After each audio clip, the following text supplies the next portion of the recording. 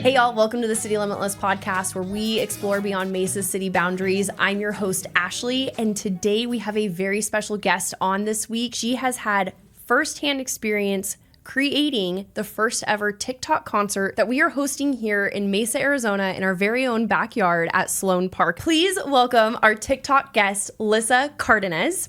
Lysa is a native of Scottsdale, Arizona, and a graduate from Berklee College of Music with a degree in music, business, and management. She has been featured as one of the Business Insider's 15 music power players shaping the way that the music industry is going to be moving in the future. While working at TikTok, Lysa has worked with artists such as Anita, Daddy Yankee, and Camilo. Welcome, Lysa.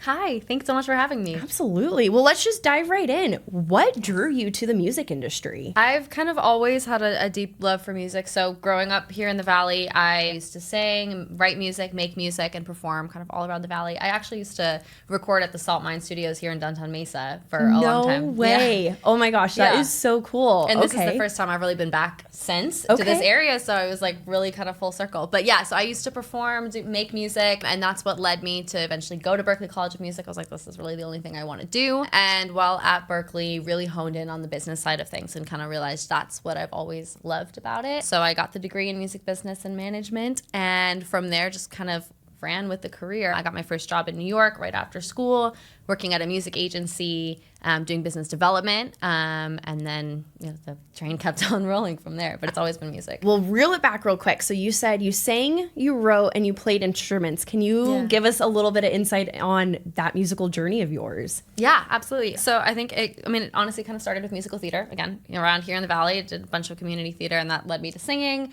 And eventually I started playing guitar, I started playing piano, writing music, recording around the Valley, playing in bands all throughout high school. I went to Arcadia High School, so they have a really great contemporary music program, and I used to, play at the football halftime shows and all that with them. Wow.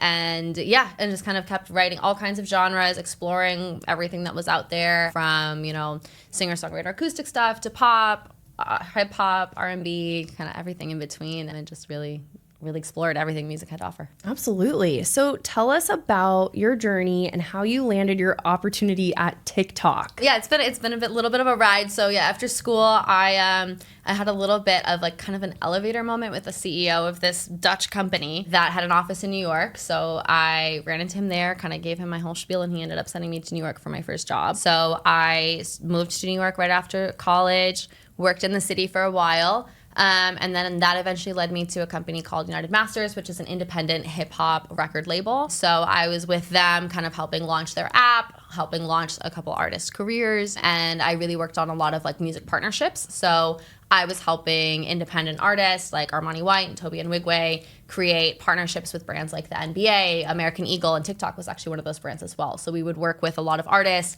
help them create TikTok content for brands, license their music for those content pieces, and kind of build their careers that way, which is something that independent artists don't always have access to. So I did that for a long time, and then an opportunity came up at TikTok that I couldn't resist.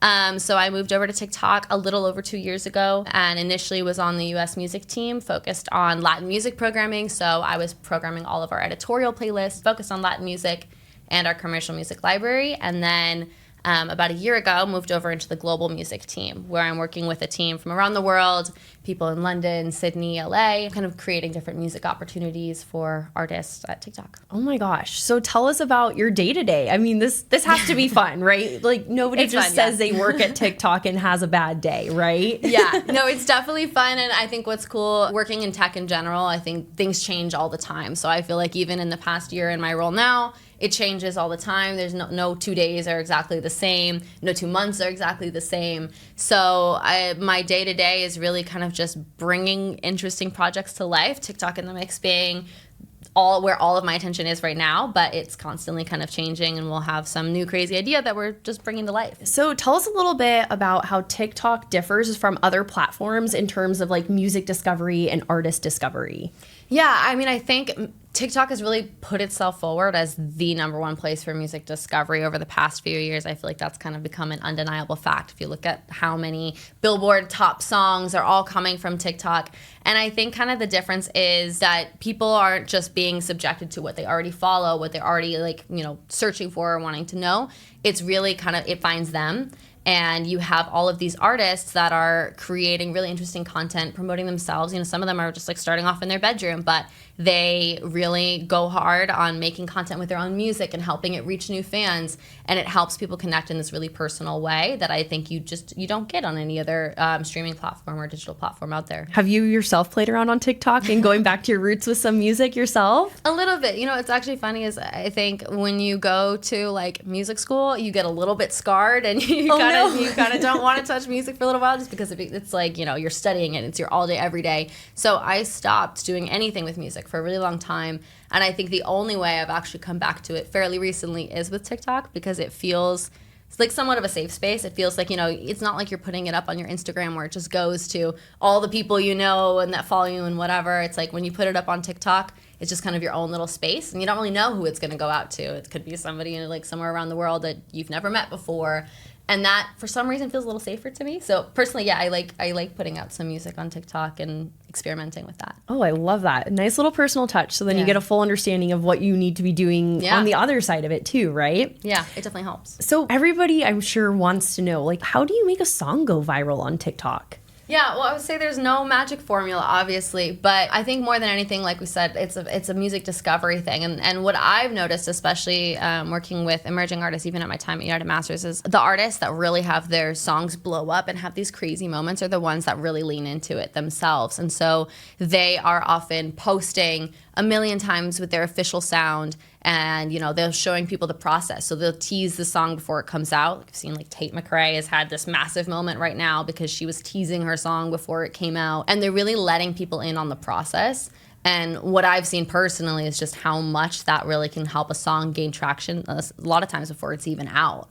And that really helps fans connect with it in a really personal way. They feel a part of it, and then it just catches like wildfire. That's right. So if you're listening out there, that's how you make a TikTok go viral. If you're in the music industry, push it, tease it.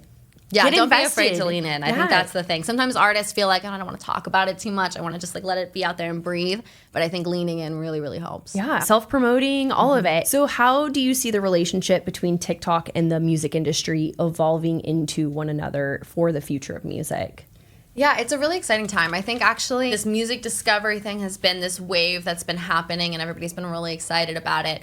And where I see kind of the future of all of this heading is we're really leaning into how can we support artists through that journey. So building a lot more product tools and features to kind of help facilitate that for those emerging artists. So like we recently launched a feature where people can save music directly from TikTok to other streaming platforms. So if you hear a song you like on TikTok, you can save it. We're launching a bunch of features to like tag artists' new music, etc. So we're kind of looking for more ways to really support that artist's journey and make it not just like, you know, TikTok being an afterthought, but really being part of their marketing plan, really being part of their whole launch process and helping and supporting them through that journey. Yeah, keeping you guys at the forefront, right?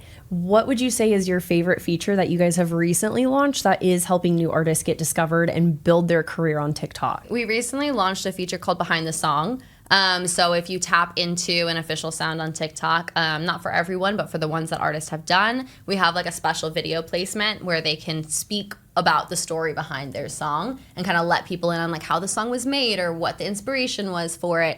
And it's kind of a really cool way to go deeper and to just like feel really personally again connected with the artist when you're finding music on TikTok, which I do all the time. I'm constantly just like scrolling and interested in something, and I'll save it, and if there's a behind the song there, I'll learn about it. I'm a sucker. I've been hooked on a couple of teases on songs, and I am fully invested into those artists, and I'm sitting here waiting for a release date, but I totally get that. Now let's chat about the In the Mix, the TikTok concert that's happening here in December in Mesa, Arizona at Sloan Park. Just lead us on that journey. It is a whole whirlwind of this is going to be amazing. I want to know everything about it. Yeah, we're super excited. It's the first time that TikTok's ever done a live in-person concert anywhere. So it's a huge moment, and I can't believe it's happening right here in my home state as well. But we really wanted to create an experience that brings the For You page to life for people. So across all of our headlining artists, you know, we're looking at artists who have had this major TikTok moment, who have a big TikTok community, creators that have the same, and kind of making a really immersive experience that I think it's going to be really exciting. I don't think anybody's really seen anything like it before, to make a really special experience for people who know and love TikTok. How did you guys decide on Sloan Park? What was that nugget of treasure that was Sloan Park that is where you decided to host this event? Yeah, we looked at a lot of places. Personally, too, I was gallivanting the country, looking at different sites and exploring what would make the most sense. And we started to hone in on Arizona, and that was feeling like a really good location. So we scouted over 10 to 15 locations across Arizona. And as soon as we got to Sloan Park, we kind of felt like this is it. It really had everything that we were looking for. Again, the experience that we're trying to build is really special. We're creating kind of a stage in the round where people are going to really feel like they're part of the music and part of the experience in the way that you kind of feel part of it on TikTok. And so the baseball stadium, the baseball diamond, it's kind of new and unexpected, and it really lends itself to that in the round experience. And we just felt like it was going to be really unique and special. Oh, I love that. I love that so much. So tell me a little bit, you kind of touched on the purpose, but is there kind of a story that you guys are trying to tell as a company to your listeners for your artists? Yeah, I mean, I think we're really trying to highlight the music discovery piece and how special that is. And I think if you look at the lineup that we have for In the Mix, it's artists from across different parts of their career. We have our Elevate artists like Lucala and Sam Barber, who are at the early stages but have really seen this kind of success from TikTok, all the way up to your Cardi B's and Charlie Puths, who have had mega success and have really leaned in, even though they had success before TikTok, but they've known how to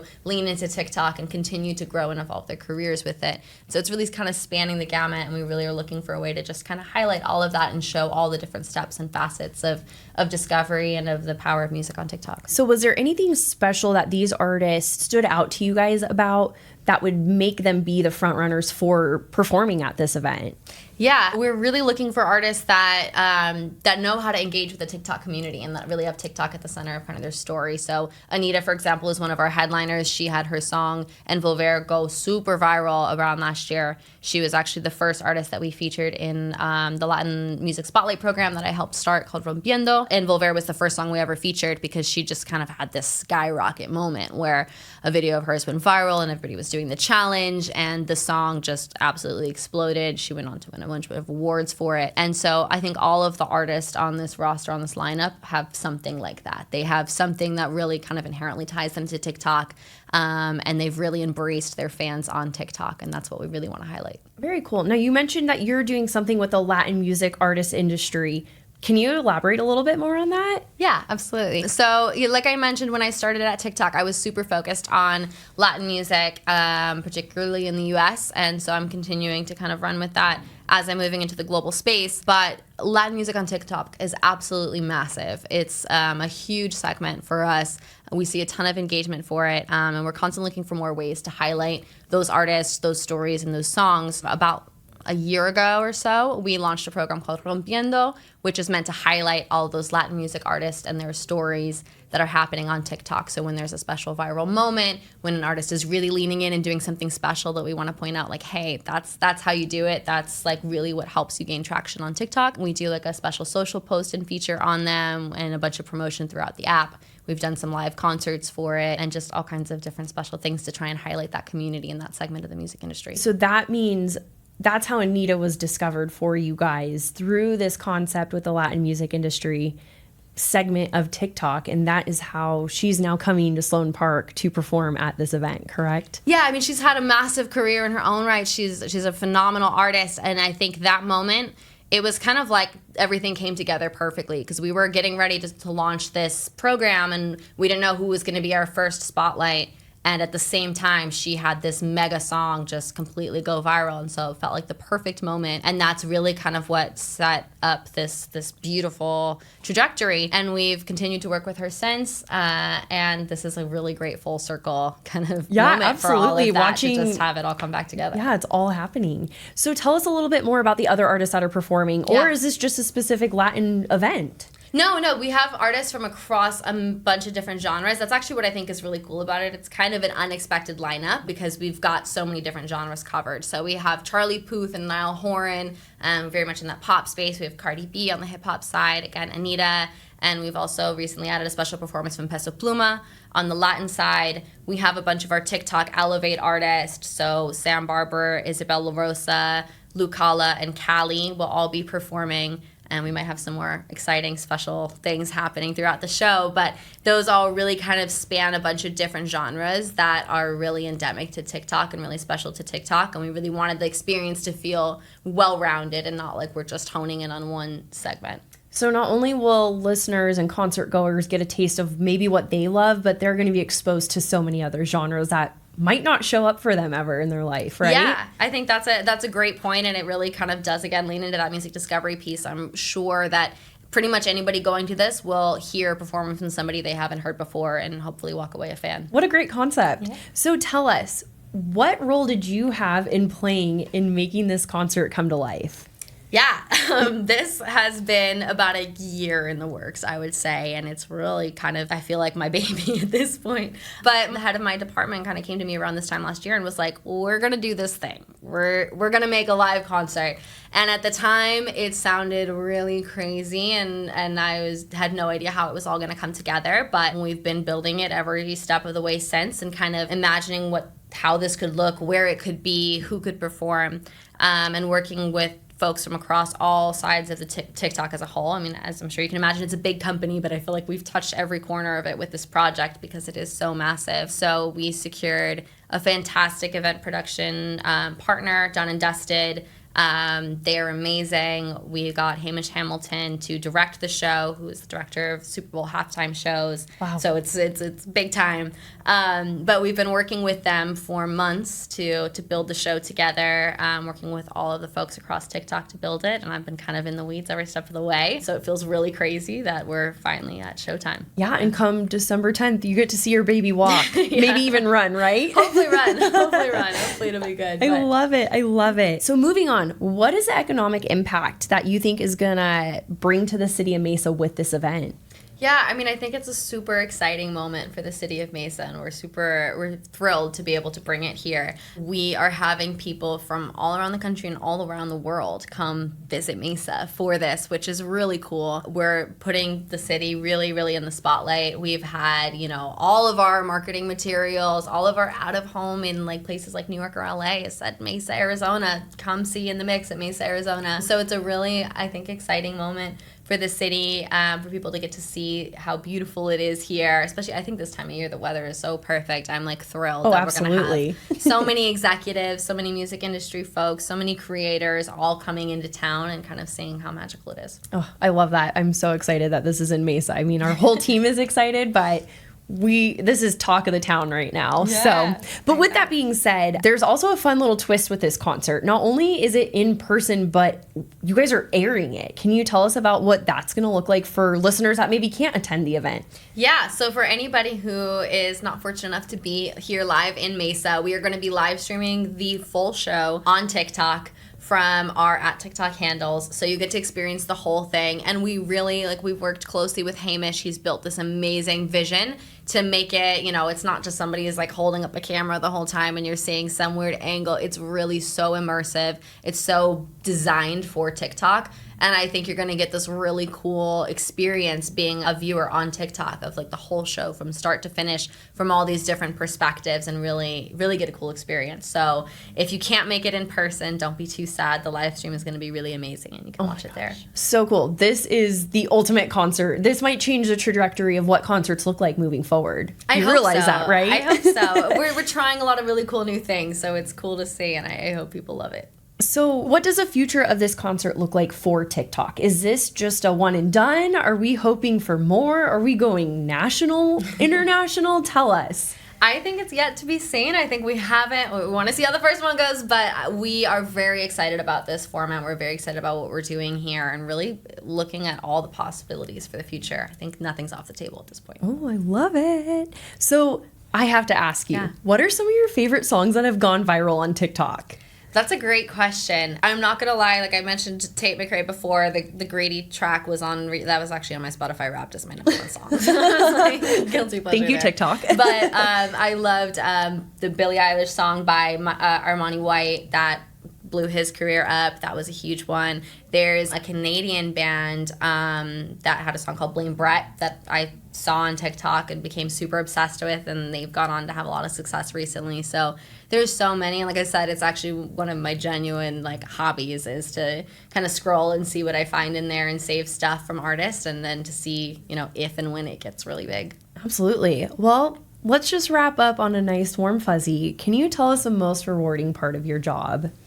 Yeah, I think what I love most about my job is being able to get to see the actual impact for artists. It's not this like theoretical thing where I'm, you know, at my laptop doing things that I can't really see the actual benefit of. I'm out here in real life getting to see these artists have amazing performances, or being able to see fans' reactions to that, or see the creative out in the world, see these artists' careers kind of have this upward trajectory moment that I've mentioned. And I think seeing that direct impact for artists, for me personally and professionally, is incredibly rewarding and definitely the best part of this job. I love it. Well, Lysa, thank you so much for joining us here at the City Limitless podcast. It's been so exciting. And everybody, we can't wait for the TikTok concert. It's going to be huge in the mix. Stay tuned. Check out TikTok. And that's a wrap for us today. Thank you again so much. Amazing. Thank you so much for having me. I'm very excited to be here. All right, everybody. That's all we got today. Check us out on YouTube. Like, comment, and subscribe. And we'll see you guys next week. Bye. That's what I feel free.